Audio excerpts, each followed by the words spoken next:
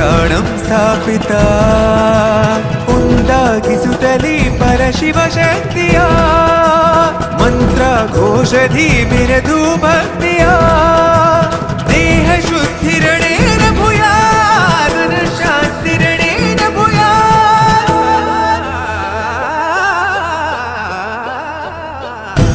ದೇಹಾಲಯವೇ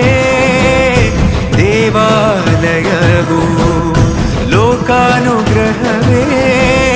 ದೈವಾನುಗ್ರಹವು ಪ್ರಣವ ಸ್ವರೂಪ